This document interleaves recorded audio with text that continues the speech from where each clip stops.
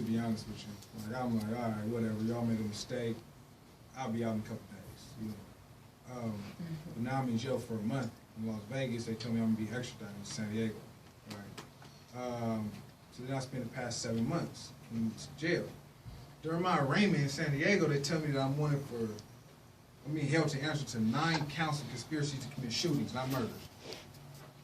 And the district attorney says, well, we know he didn't do it. We know he wasn't there. We know he didn't facilitate, assist, benefit, all. Because he's a documented gang member, he can be held to answer to these crimes, right? Within the act, why is he documented? Well, he has multiple police stops in this neighborhood. A neighborhood that both of my grandparents have been living in since the 50s, right? On Logan Avenue. Both of my grandparents lived from here to that car outside, right? My parents been together since they were 14, married 30 years. There's 5 of us, you know what I mean? Where else am I gonna go? This is my community, right? So because of these stops and Facebook postings, and not Facebook postings with guns and drugs and all that, but people hanging out, throwing up signs that they deem as gang related, right? The L, they deem as gang related, which it can be considered gang related if you are a gang member. But what if you just graduated from Lincoln? What if you won 3 CIF championships in basketball, football, or anything else, right? And you representing that school. Or you just been living in that community your whole life. That L been there. The community was established, I believe, in the 40s.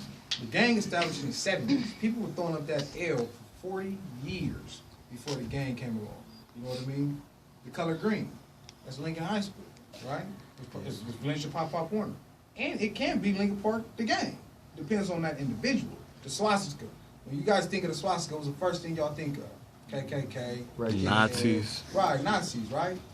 The swastika had been around for 5,000 years before Hitler came around and used it, right? The swastika actually means good fortune.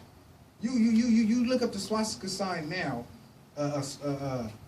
There's Hindu temples in India that still have the swastika in front of their temples, right? So just because a person, a group, come along and might put a negative connotation on something doesn't mean you stop using that, right? I'm going to continue to represent my community to the day I die. They're not going to allow, I'm not going to conform to the ways of the system and make me believe that what I'm representing is negative, right?